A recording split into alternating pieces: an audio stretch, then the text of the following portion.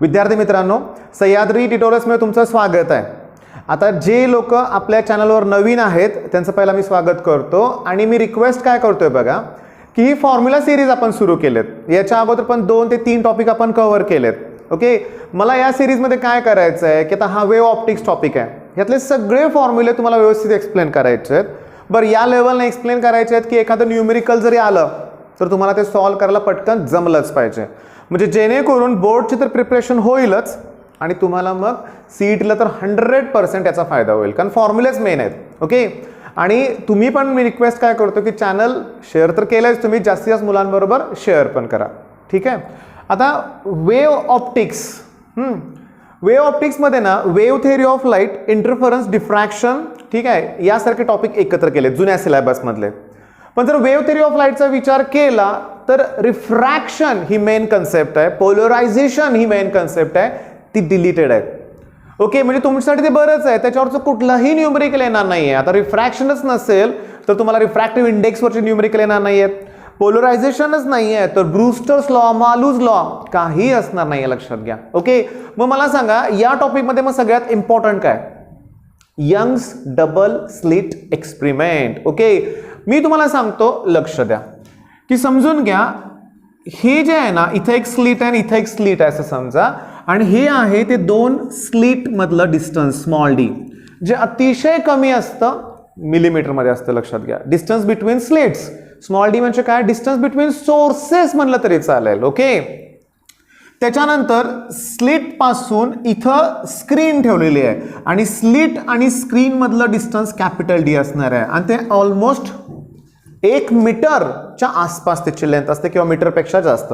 म्हणजे न्यूमेरिकल देताना डी तुम्हाला मीटरमध्ये देणार, स्मॉल डी मिलीमीटरमध्ये देणार। बरं, एक्सपेरिमेंट साहजिक आहे, यात लाईट यूज होणार आहे आणि लाईटची वेव्हलेंथ एंगस्ट्रॉम मध्ये देणार, म्हणजे एकाच न्यूमेरिकल मध्ये सगळ्या टाईपचे युनिट तुम्हाला बघायला मिळणार आहेत। युनिट कन्व्हर्जन आपल्याला जमलं पाहिजे। ओके, आता तुम्हाला सगळ्यांना माहिती आहे की स्क्रीनवरती आपल्याला इंटरफरन्स पॅटर्न मिळतो, बरोबर आहे। आता मी व्यवस्थित 100% फिगर ड्रॉ करत नाही, पण समजून घ्या की समजा इथं सेंट्रल ब्राईट बँड आहे, ब्राईट नंतर डार्क असणार आहे आणि पुन्हा ब्राईट असणार आहे। ब्राईट टू ब्राईट किंवा डार्क टू डार्क फ्रिंजेस मधलं जे काय डिस्टन्स असेल त्याला आपण बँड विड्थ किंवा फ्रिंज विड्थ म्हणणार आहे। जुन्या सिलेबसमध्ये एक्स हे नोटेशन होतं, आता वाय। आता माझी पहिली तुम्हाला रिक्वेस्ट काय बघा की नोटेशन्स लक्षात ठेवा। फ्रिंज विड्थ, वाय म्हणजे काय? Fringe width. Capital D distance between source आणि screen, small D distance between source किंवा स्लिट्स। ओके, हे जर कळालं तर तुम्हाला कुठलंही न्यूमेरिकल जमेल। बरं, फॉर्म्युला काय इथं की फ्रिंज विड्थचा फॉर्म्युला आहे lambda D upon D, lambda D upon D, म्हणजे हा पहिला फॉर्म्युला। आणि तुम्ही नीटचे पेपर काढा 2020, 2019चे, गेल्या 2-3 वर्षातले, तुम्हाला सांगतो या सिंपल फॉर्म्युल्यावरती न्यूमेरिकल आहेत। एक तोंडी घेऊन न्यूमेरिकल मला सांगा, फ्रिंज विड्थ आणि डिस्टन्स बिटवीन सोर्स रिलेशन काय? Inversely proportional. मग मला सांगा, हे जर डबल केलं, ओके, हे डिस्टन्स जर डबल केलं तर हे हाफ होणार, हे डिस्टन्स जर हाफ केलं तर फ्रिंज विड्थ डबल होणार। सिंपल क्वेश्चन्स असणार आहेत, लक्षात घ्या। आणखीन महत्वाचा पॉइंट काय की समजा ब्राईट एम्थ म्हणजे 3, 3rd, 4th ब्राईट असेल, समजा 4th ब्राईट असेल किंवा एम्थ ब्राईट असेल तर एमनच मल्टिप्लाय करा लॅम्बडा डी बाय डी ला। ओके, पण समजा यंथ डार्क बँड असेल तर यन मधून हाफ मायनस करून लॅम्बडा डी बाय डी ने मल्टिप्लाय करा। आता हेच बरेच जण ट्वाइस n - 1 आणि लॅम्बडा डी बाय 2 हे 2 इथं लिहितात बरं का, क्रॉस मल्टिप्लिकेशन करून, पण हे लक्षात ठेवा, हे सोपंच आहे। ओके, मग आता मला काय म्हणायचं आहे बघा, आता 2 न्यूमेरिकल्स मी तुमचे घेणार आहे टेक्स्टबुक मधले, बोर्डमध्ये तेच येऊ शकतील, पण मी काय म्हणतो कन्सेप्ट माझ्या आता क्लिअर आहेत, मला सगळ्या टर्म्स माहिती आहेत, येऊ दे ना कुठलं पण न्यूमेरिकल।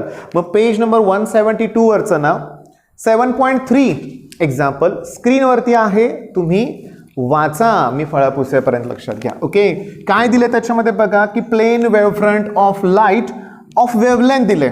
ओके, वेव्हलेंथ किती दिलेली आहे? वेव्हलेंथ आता मी इथं गिवन डाटा सुद्धा लिहितोय बघा की त्यांनी जी वेव्हलेंथ दिली ती 5500 एंगस्ट्रॉम दिले, याचा अर्थ 5.5 × 10⁻⁻7 मीटर। ओके, ऍक्च्युअली एंगस्ट्रॉमचं मीटर करताना 10⁻10 घेतो आपण, पण मी पॉईंट दिलाय ना त्यामुळे -7 होतंय, ठीक आहे। आता त्यांनी काय दिलं, total separation for 10 bright fringes. एक लक्षात घ्या, एक ब्राईट फ्रिंज म्हणजेच वाय ना. आता 10 ब्राईट फ्रिंजेस म्हणजे त्यांनी 10 वायची व्हॅल्यू दिले. हे समजलं पाहिजे. पुस्तकातलं सॉल्व प्रॉब्लेम मला मान्य आहे, पण त्यांनी जे दिलंय ना, काही मेथड उपयोगाची नाही आहे, भीती निर्माण होते ह्यातच लक्षात घ्या. मी तुम्हाला सांगतोय 10 ब्राईट म्हणजे 10 वायची व्हॅल्यू आहे आणि ती दिली त्यांनी 2 सेंटीमीटर, 2 सेंटीमीटर. मग वायची व्हॅल्यू 2/10, पण सेंटीमीटरचा मीटर करण्यासाठी 10⁻². ओके, मग मला सांगा हे 10⁻1 पुन्हा म्हणजे थोडक्यात मला 2 × 10⁻³ वायची व्हॅल्यू मिळेल. अरे पण स्क्रीन कुठं ठेवले, 2 मीटर अवे म्हणलंय. Screen capital D, 2 metre. विचारलंय काय, विचारलंय डिस्टन्स बिटवीन स्लिट्स. आत्ताच मी सांगितलं स्लिट मधलं डिस्टन्स म्हणजे स्मॉल d. चला आपल्याला फॉर्म्युला काय सांगा बघू, की y = λd/d. चला y ची व्हॅल्यू पुट करा, 2 × 10⁻³ लॅम्बडाची व्हॅल्यू 5.5 × 10⁻⁷ कॅपिटल D आणि समजून घ्या आणि स्मॉल d इथं. ओके, आता होणार आहे काय, तसं बघितलं 2 ला 2 काय होतं सांगा, कॅन्सल होतं. क्रॉस मल्टिप्लिकेशन करूया. मग d = 5.5 × 10⁻². आता हे इंटू -3 खाली असणार, वरती गेला +3 होतील, म्हणजे मला 5.5 × 10⁻⁴ मीटर हे आन्सर मिळालं. SI युनिटमध्ये आहे तर SI युनिटच राहू दे ना. मग आता मला सांगा काय अवघड आहे का प्रॉब्लेम? काहीही अवघड नाही आहे, लक्षात घ्या. मग आता हा प्रॉब्लेम तुम्ही सॉल्व्ह करणार आहे. आता नेक्स्ट प्रॉब्लेम जो आहे तो मी एक्सरसाइज मधला 25 पेज नंबर 185. ऍक्च्युली पुस्तक जवळ ठेवलं तर बरंच आहे, पण मी स्क्रीनवरती तो प्रॉब्लेम शेअर करतोय, तुम्ही तो वाचा. बघा पेज नंबर 185 वरचा 25 नंबरचा तो एक्सरसाइज मधला प्रॉब्लेम आहे.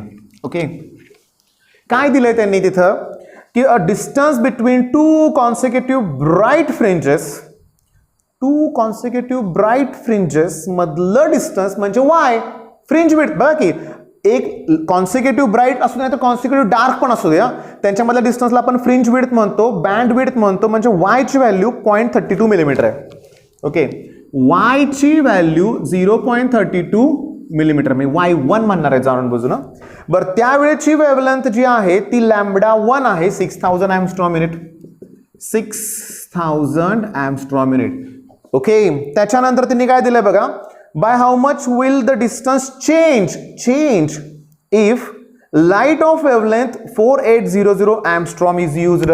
म्हणजे नवीन वेव्हलेंथ दिले 4800 angstrom. ठीक आहे, सुरुवातीला आपण y2, आपण मी जाणून बुजून क्वेश्चन लिहित नाही बरं का, चेंज विचारलाय, इन्क्रीज किंवा डिक्रीज किंवा चेंज विचारलं ना तर सबस्ट्रॅक्शन करावं लागणार आहे सॉल्व्ह करून. पण थांबा ना, फॉर्म्युला काय, we know that y = λd/d. आता मला सांगा एक्सपेरिमेंटमध्ये फक्त वेव्हलेंथ चेंज केले ना, कॅपिटल D आणि स्मॉल d कुठं चेंज केलंय, याचा अर्थ y प्रपोर्शनल टू लॅम्बडा.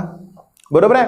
मग मी असं लिहितो की y1/y2 = λ1/λ2. Okay, y1/y2 = λ1/λ2. आता मला सांगा ना, इथं वेव्हलेंथ कमी झाले, याचा अर्थ y2 ची व्हॅल्यू कमी असणार आहे, म्हणजे तुम्हाला y1 - y2 काढायचं आहे, लक्षात घ्या. ओके, व्हॅल्यू तर पुट करूया ना.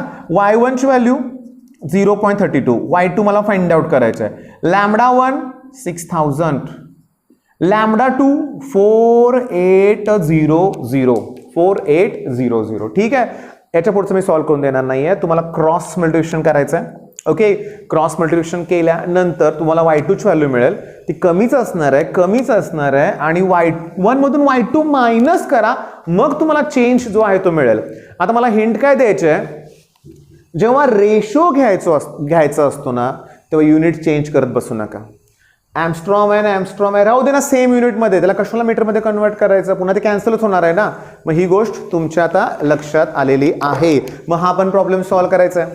आता तुम्हाला सांगू का, बँड विड्थ, फ्रिंज विड्थ ह्या सगळ्या गोष्टींना, हे सगळे न्यूमेरिकल खूप इझी आहेत बरं का.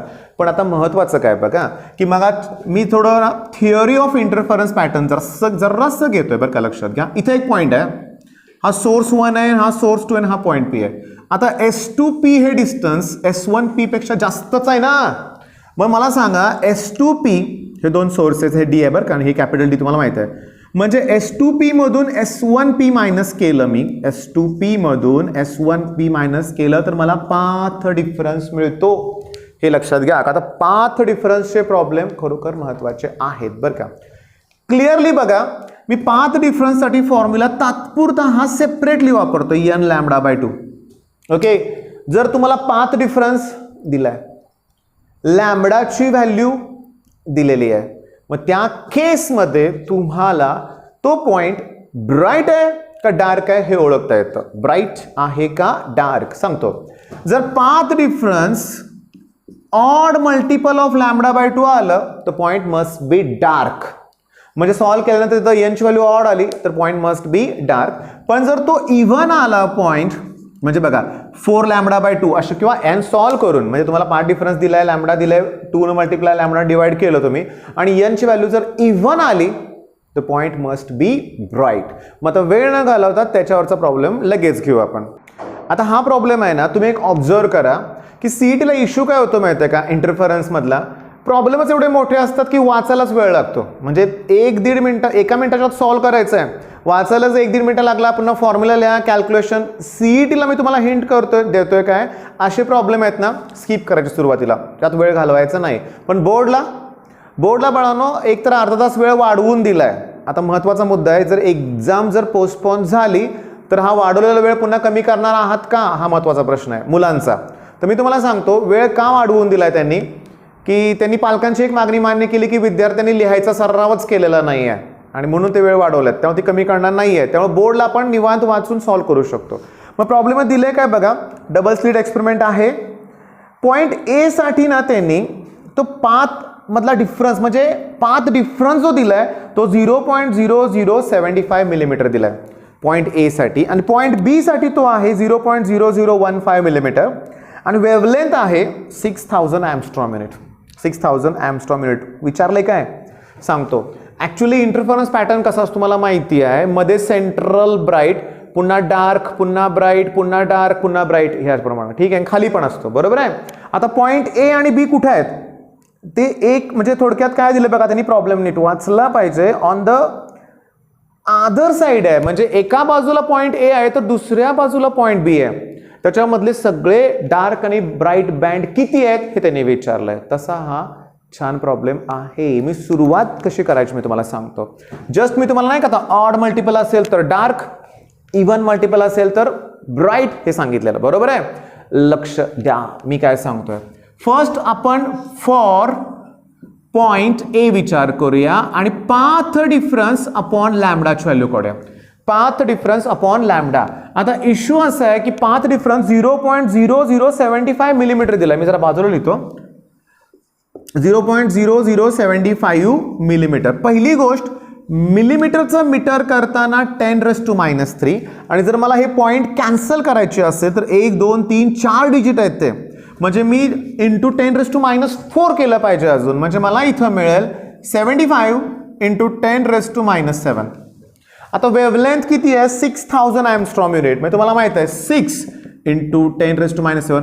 पॉईंटच्या पुढे 1000 मी ते घेतले नाही म्हणून 6 लिहिले, लक्षात घ्या. हे सोडवायला इझी पडते. आता म्हणजे झालं काय बघा, मग therefore path difference upon lambda equals to, हे पॉईंट ए साठी चाललंय, हे कॅन्सल होईल. आता जर मी 75 ला जर 6 न डिवाइड केलं, 6 1 जा 6, ठीक आहे, 6 2 जा 12 आणि 12.5 येतं, 12.5.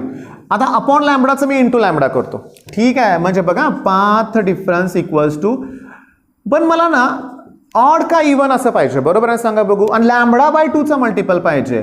जर मग मी याला समजून घ्या, आता हे एवढं असं आहे, याला जर 2 न मल्टिप्लाय केलं, डिवाइड केलं आणि 2 न ह्याला जर मल्टिप्लाय केलं तर 25 येतं. मग मला सांगा, आता एक वाक्य लिहूया की path difference is odd multiple of λ/2. Odd multiple of λ/2.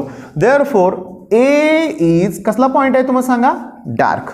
इथेपर्यंत तुमच्या आता लक्षात आलेलं आहे की पॉइंट ए हा कसा आहे सांगा, डार्क आहे. आता मी तुम्हाला सांगतो काय नेक्स्ट स्टेप काय करायची माहिती आहे का. एक तर डार्क असेल तर जुन्या सिलेबसची मेथड म्हणलं तर ह्या 25 ला आम्ही चॉईस एन -1 शी कम्पेअर केलं, सॉल्व्ह केलं की तुम्हाला तो कितवा डार्क आहे ते कळणार आहे. पण नवीन सिलेबसनुसार त्यांनी काय केलंय की याच्यातच चेंजेस केले, ते याच्यातच. तो कसा केलाय मी तुम्हाला क्लिअरली सांगतो. मग therefore path difference equals to 12.5 lambda, बरोबर आहे. आता 12.5 म्हणजे 13 मायनस 0.5 ना, म्हणजे 13 मायनस 1/2 लॅम्बडा बास. मग therefore A is 13th dark point किंवा बँड म्हणूया आपण. ठीक आहे, म्हणजे इथं जो नंबर आहे तो त्या कितवा डार्क आहे तुम्हाला ते कळते. -½ करा, -½ मगाशी मी फॉर्म्युला दिले होते, आठवते का तुम्हाला? मी असं बोललो होतो मगाशी बघा की ब्राईट असेल तर आहे ती व्हॅल्यू घ्या, पण डार्क असेल तर -½ करा. आलं का लक्षात बघा? मग हे उलट तुम्हाला बरं पडणार आहे. ठीक आहे, आता नेक्स्ट हे सगळं ए साठी झालं. आता पॉइंट बी साठी. फॉर पॉइंट बी पुन्हा तेच की पाथ डिफरन्स अपॉन लॅम्बडाची व्हॅल्यू काढूया. पाथ डिफरन्स माझ्या मते 0.0015 आहे, म्हणजे 15 × 10⁻⁻7 आहे अपॉन 6 × 10⁻⁻7. पुन्हा हे कॅन्सल होतंय. पुन्हा सोपंच आहे. 15 अपॉन म्हणजे बघा 6 2.5 होते. म्हणजे मला इथं येणार आहे की path difference equals to 2.5 lambda. मी जरा डायरेक्ट लिहितो मग त्यांच्याप्रमाणेच.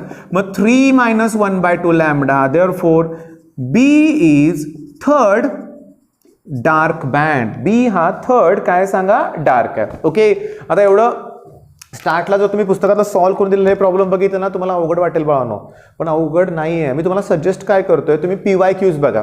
लास्ट इयरचा क्वेश्चन, म्हणजे तुम्ही म्हणाल नवीन सिलेबसमध्ये आन्सर क्वेश्चन येणार ना, पण सोपं आहे थोडंसं. मी प्रॉब्लेम घेतो तुमच्या पण लक्षात येईल, गोंधळल्यासारखं नको. मेन प्रश्न समजून घ्या. प्रश्न काय विचारलाय की त्यांनी याच्यामध्ये ब्राईट आणि डार्क पॉइंट किती आहेत असं विचारलंय. साधं लॉजिक आहे. सेंट्रल ब्राईट ए जो आहे तो 13th डार्क असणार आहे. ओके, आणि बी जो आहे तो थर्ड डार्क आहे. आता याच्यामध्ये सांगू का, हा 13वा डार्क आहे ना, मग याच्या अगोदर 12 डार्क असणार आहेत. हा थर्ड डार्क आहे, म्हणजे इथं मध्ये 2 डार्क असणार आहेत, म्हणजे 12 आणि 2 14 डार्क पॉइंट असणार आहेत. लक्षात घ्या, बँड असणार आहेत. ते बरोबर आहे, कारण ए आणि बी ला काउंट करायचं नाही, बिटवीन विचारलंय ना. पण ब्राईट किती असणार आहेत?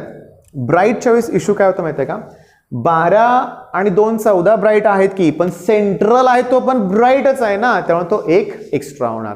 मग हा प्रॉब्लेम तुमच्या लक्षात आलेला आहे. आता नेक्स्ट प्रॉब्लेम मी घेणार आहे, पण त्यावेळेस पण मी अगोदर काही कन्सेप्ट तुमच्या क्लिअर करतो, जरा नीट लक्ष द्या बरं का. आता बघा, हे 2 डिस्टन्स बिटवीन स्क्रीन आणि त्या डिस्टन्स बिटवीन स्लिट्स आहे म्हणून आपण. ठीक आहे, इथं लेन्स आहे. ओके, हे डिस्टन्स यू आहे, इकडं स्क्रीन आहे, इथं फोकल असं विचार केला तर ही मॅग्निफाईड इमेज आहे आणि हे व्ही आहे. ओके, मग तुम्हाला फॉर्म्युला माहिती आहे का की d1/d that equals to v/u असतं. ओके, ही मॅग्निफाईड इमेजेस. पण त्याच वेळेस मी समजा बघा, आता अगदी तेवढंच डिस्टन्स घेणार आहे, स्क्रीन पण तिथंच असणार आहे, पण लेन्स मात्र आता इथं असेल. म्हणजे हे डिस्टन्स मी व्ही घेतलं आणि हे डिस्टन्स यू घेतलं तर मला डिमिनिश्ड इमेज मिळेल, छोटी. ओके, हे तर डी तेवढंच असणार आहे. मग इथं फॉर्म्युला काय येणार की d2/d इक्वल्स टू u/v. आणि जर मी या दोघांचा प्रॉडक्ट केला, याला मल्टिप्लाय केलं तर मला d1d2/d² इक्वल टू 1 येणार, कारण v/u ला u/v काय होईल, कॅन्सल. मग मी क्रॉस मल्टिप्लिकेशन केलं तर d इक्वल्स टू √d1d2 येईल. ओके, हा एक फॉर्म्युला आहे, पण मी म्हणतो ह्यातला कुठलाही फॉर्म्युला आपल्याला उपयोगी पडू शकतो. जर तुम्हाला प्रॉब्लेममध्ये फक्त मॅग्निफाईडच इमेज दिली असेल तर वापरा की हा फॉर्म्युला d1/d v/u. आलं का लक्षात? अरे पण u आणि v म्हणजे कोण आहे, कॅपिटल डी ना. हा पण फॉर्म्युला तुमच्या समोर आहे. मग चला आता वेळ नाही घालवता प्रॉब्लेम तुमच्यावर शेअर करतोय. पेज नंबर 185 वरचा 18व्या नंबरचा प्रॉब्लेम आहे. पुन्हा तेच मोठाच्या मोठा आहे, वाचा तो प्रॉब्लेम.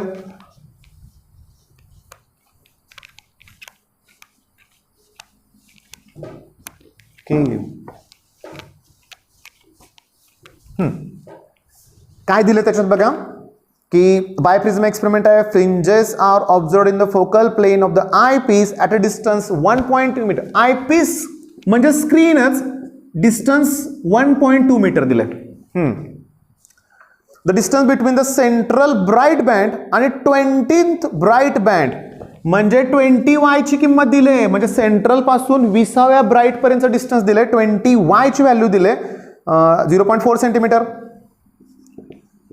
याच्यावर मला y ची व्हॅल्यू काढता येईल 0.4/20 इंटू 10⁻⁻² मीटर. चला हे नंतर सॉल्व्ह करू आपण. नेक्स्ट काय विचारलंय बघा, त्यांनी दिले बघा कॉन्व्हेक्स लेन्स. मग सारखं प्लेस्ड बिटवीन बायप्रिझम अँड आयपीस. बर, 90 सेंटीमीटर फ्रॉम आयपीस. आता ऐका ना, एक्झाममध्ये ना रफली फिगर काढलं की इकडं आयपीस आहे समजा, मग ह्याच्यापासून 90 सेंटीमीटरवर ठेवलं आहे म्हणजे मला व्हीची व्हॅल्यू 90 दिले रे. ओके, हे काढणार आपण. हे D1 दिलंय, हे D, आणि यूची व्हॅल्यू माहीत नाही मला, पण U प्लस व्ही डी असतं ना. आलं का ध्यानात? बरं, विचारलंय काय बघूया आपण. डिटरमाइन आणि magnified image distance between two virtual magnified images found to be 0.9 centimetre. म्हणजे त्यांनी D1 ची व्हॅल्यू 0.9 सेंटीमीटर दिलेली आहे आणि विचारलंय वेवलेंथ ऑफ लाईट युज्ड. काय विचारलंय? Wavelength of light used. मग मी तुम्हाला सांगू का की D1 अपॉन D चा फॉर्म्युला आहे V अपॉन U. D1 ची व्हॅल्यू आहे 0.9, D मला फाइंड आउट करायचं आहे. V ची व्हॅल्यू 90 आणि U ची व्हॅल्यू 30 कशी आली? U plus V equal to D आहे, त्यातून काढलं. ठीक आहे, याच्या पुढचं मी सॉल्व करून देणार नाहीये. हे सॉल्व केले की तुम्हाला D ची व्हॅल्यू मिळेल. ओके, मग तुम्हाला D ची व्हॅल्यू काढता येईल. कॅपिटल D दिलंय, Y ची व्हॅल्यू इथं फाइंड आउट करता येईल. Y चा फॉर्म्युला वापरा लॅम्बडा D बाय D, फक्त उरलंय कोण मग? लॅम्बडा. तुम्ही त्याची व्हॅल्यू फाइंड आउट करा, कॅल्क्युलेशन तुम्ही करा. मग आता इंटरफरन्स थोडंसं मोठे न्यूमेरिकल आहेत. कशाची व्हॅल्यू दिली आहे तुम्हाला फक्त कळायला पाहिजे. नोटेशन्स कुठली आहेत ते तुम्हाला समजले पाहिजेत. मग हे मार्क आपल्याला मिळवायचेच आहेत. आणि होतं काय, हा टॉपिक असा आहे की याच्यावरती थिअरी आणि न्यूमेरिकल दोन्ही विचारले जाण्याची शक्यता आहे. लक्षात, टॉपिक 6-7 मार्काचा आहे. म्हणजे परफेक्ट करा. आपण आता डिफ्रॅक्शन घेऊ. आता डिफ्रॅक्शन बऱ्याच जणांना अवघड वाटतं. मी तुम्हाला रिक्वेस्ट काय करतोय, फक्त ही एक डायग्राम परफेक्ट केली ना तुम्ही, तुम्हाला पूर्ण डिफ्रॅक्शनचे सगळेच न्यूमेरिकल इझी वाटतील. ओके, बघा आता डिफ्रॅक्शन म्हणजे सिंगल स्लिट आहे, बरोबर आहे. यंग्स मध्ये 2 स्लिट होत्या. आता AB ही स्लिट आहे आणि A ही स्लिट विड्थ आहे. मग अशी आपण डिस्टन्स बिटवीन स्लिटला स्मॉल d म्हटलं होतं, इथं स्मॉल a आहे, हे लक्षात घ्या. ओके, इथं सेंट्रल ब्राईट आहे आणि इथं तुम्हाला फर्स्ट मिनिमम मिळणार आहे. पॉइंट P हा डार्क आहे, तो फर्स्ट मिनिमम आहे. पण एक लक्षात घ्या, जसं या बाजूला फर्स्ट मिनिमम आहे तसं या बाजूला पण फर्स्ट मिनिमम असतो, हे पण लक्षात घ्या बरं का. ओके, आता मुद्दा असा आहे की हा आता ह्याची लेंथ जास्त आहे आणि ह्याची लेंथ कमी आहे, तुम्हाला माहिती आहे. म्हणजे हा पाथ डिफरन्स आहे. मग जर तुम्ही या ट्रायंगलचा विचार केला तर पाथ डिफरन्सची व्हॅल्यू येते A sine theta. A sine theta कोण आहे? पाथ डिफरन्स, आणि दॅट इक्वल्स टू लॅम्बडा. आता हे तुम्हाला लक्षात ठेवायचं आहे. मग path difference equals to lambda. Okay, बाकी सगळं फिगरवरून आपल्याला कळणार आहे. आता मग देअरफॉर मला साइन थीटा ची व्हॅल्यू मिळाली लॅम्बडा अपॉन A. आता जर बाळांनो थीटा इज व्हेरी स्मॉल असेल, असतोच स्मॉल, ठीक आहे, पण काही केसमध्ये समजा 30 डिग्री दिलाय तर मला साइन 30 लिहावं लागेल बरं का. पण स्मॉल असेल तर sine theta equals to theta असतं, म्हणजे मला थीटाची व्हॅल्यू मिळाली लॅम्बडा बाय A. ओके, आता नेक्स्ट पार्ट मी इथंच लिहितो बरं का. थीटाची व्हॅल्यू मिळाली लॅम्बडा बाय A, पण सगळं फर्स्ट मिनिमम साठी चाललंय. शांतपणे बघा की फिगर वरून मला टॅन थीटाची जर व्हॅल्यू काढायची असेल तर मी हा ट्रायंगल कन्सिडर करणार. ओके, हा, आणि तुम्हाला माहिती आहे टॅनला opposite side upon adjacent side. पुन्हा थीटा इज व्हेरी स्मॉल आहे, तेव्हा थीटाची व्हॅल्यू मला मिळाली y अपॉन d. मग तुम्हाला मी पहिला फॉर्म्युला तयार करून देतोय की y upon d that equals to lambda upon A. Most important आहे, लक्षात घ्या, मोस्ट इम्पॉर्टंट आहे. ओके, आता गंमत सांगू का तुम्हाला मी, तुम्हाला विड्थ ऑफ सेंट्रल मॅक्सिमा असं विचारलंय. W म्हणजे विड्थ. आता मी तुम्हाला बोललो इथून इथपर्यंत ब्राईटच आहे रे, आणि खाली पण ब्राईटच असणार आहे, त्यामुळं टोटल विड्थ काढायची असेल तर ती 2y येणार ना. म्हणजे 2, आता y ची व्हॅल्यू साठी लॅम्बडा d बाय येणार, मग लॅम्बडा d बाय A. अरे मगाचाच फॉर्म्युला आहे, लॅम्बडा d बाय d होतं, स्मॉल d तर स्मॉल a आहे. ओके, फर्स्ट म्हणजे सेंट्रल मॅक्सिमाची width 2 lambda d by A. Okay, आता लॉजिकली असं आहे बरं का, डार्क सगळे पॉईंट घेतोय आपण, म्हणजे फर्स्टला मी इथं लॅम्बडा घेतलं, सेकंड असतं तर 2 लॅम्बडाला असतं, थर्ड असतं 3 लॅम्बडा. म्हणजे थोडक्यात जनरली फॉर्म्युला काय तयार झाला? Equals to n lambda. Okay, मग तुमच्या लक्षात आलं? लक्षात आलेलं आहे बाळांनो, हे सोपं आहे. जेव्हा न्यूमेरिकल घेऊ ना आपण, हे फॉर्म्युले तुमच्या समोरच ठेवणार आहे मी. ओके, आणि आपण एक एक प्रॉब्लेम व्यवस्थित कन्सिडर करणार आहे. ठीक आहे, आता वेळ नाही घालवता पहिला प्रॉब्लेम बघूयाचा आपण. ठीक आहे, पहिला प्रॉब्लेम स्क्रीनवरती आहे. Okay, from of a diffraction by a narrow slit, screen is placed at a distance of 2 metre, capital D.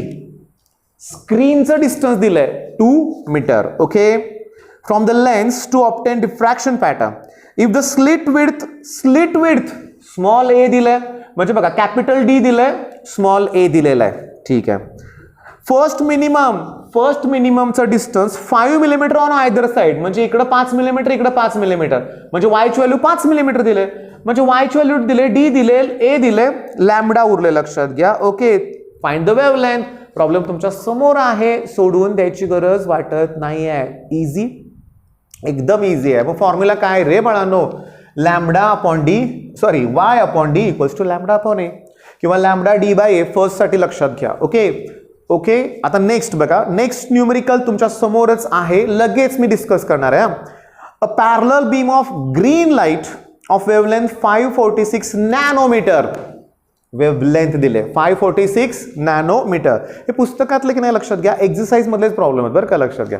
कारण डिफ्रॅक्शनचा एकही प्रॉब्लेम तसा त्यांनी सॉल्व्ह नाही करून दिला, एक्झरसाइज मधले आहेत. 546 nanometre passes through a slit of width, A ची व्हॅल्यू दिले, म्हणजे मला लॅम्बडा आणि ए माहिती आहे, लॅम्बडा आणि ए माहिती आहे.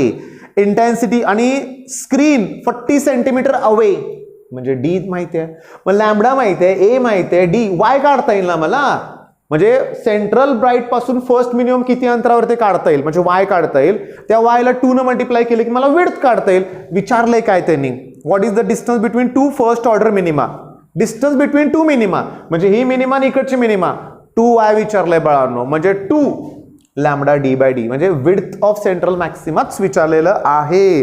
बाळांनो तुम्हाला सांगू का की सगळे प्रॉब्लेम सोपे आहेत. ओके, तुम्ही काय करू शकता लक्षात घ्या की नेक्स्ट प्रॉब्लेम बघा, त्यांनी काय दिलंय, what must be the ratio of slit width, okay, to the wavelength, slit width to the wavelength ratio विचारलंय, म्हणजे मला ए अपॉन लॅम्बडा विचारलंय. आपण जर इथं विचार करूया. ओके बघा, इथं याला मी कन्वर्ट करतो, ए अपॉन लॅम्बडा म्हणजे 1 अपॉन साइन थीटा ना. आता मला सांगा, ए अपॉन लॅम्बडा विचारलंय, थीटा 45 डिग्री दिलाय, लक्षात घ्या. मग उरलं काय? काहीच उरलेलं नाहीये, लक्षात घ्या. अतिशय इझी आहे. ओके, तुम्ही समजून घेण्याचा प्रयत्न करा. मग मला सांगा, आता डिफ्रॅक्शन काय अवघड वाटतंय का? एवढे तर फॉर्म्युले आहेत, पण तुम्ही म्हणाल हे तर सगळं डार्कच आहे, ब्राईटला काय करणार? तर ब्राईटला तुम्हाला मी सांगू का, हा जो फॉर्म्युला आहे त्यात थोडासा चेंज आहे. बघा तुमच्या पुस्तकात पण त्यांनी दिलेला आहे, मी म्हणतो करा ना तुम्ही, पण जास्त करून मी बघितलं डार्क बद्दलच विचारलंय. त्यांनी काय दिलंय बघा, A sine theta equals to n plus half आणि लॅम्बडा, हे त्यांनी दिलंय. कशासाठी? समजून घेण्याचा प्रयत्न करा. मॅक्सिमासाठी म्हणूया आपण, मॅक्सिमासाठी, मिनिमासाठी, डार्कसाठी हे आणि ब्राईटसाठी हे. ओके, म्हणजे फर्स्ट ब्राईट म्हणलं फर्स्ट तर यांची व्हॅल्यू 1 टाका, म्हणजे 3 लॅम्बडा बाय 2 असं येणार. साइन थीटा खूप स्मॉल असेल तर साइन थीटाच्या ऐवजी थीटा लिहा, मग ए थीटा इंटूचं अपॉन करा. हीच मेथड फॉलो करा ना.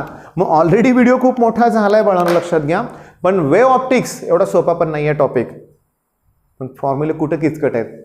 मी फक्त एक या टाईपचेच फॉर्म्युले सगळे बघितल्यासारखं मला वाटायला लागलंय. फक्त माझं काम काय, म्हणजे मी तुम्हाला सांगतोय, तुमचं काम काय, 2-3 तास लागू देत, एकदाच हे क्लिअरली प्रॉब्लेम सॉल्व्ह करा, डिफ्रॅक्शनवर जास्त फोकस करा, सगळं सोपं वाटेल. बेस्ट ऑफ लक, धन्यवाद.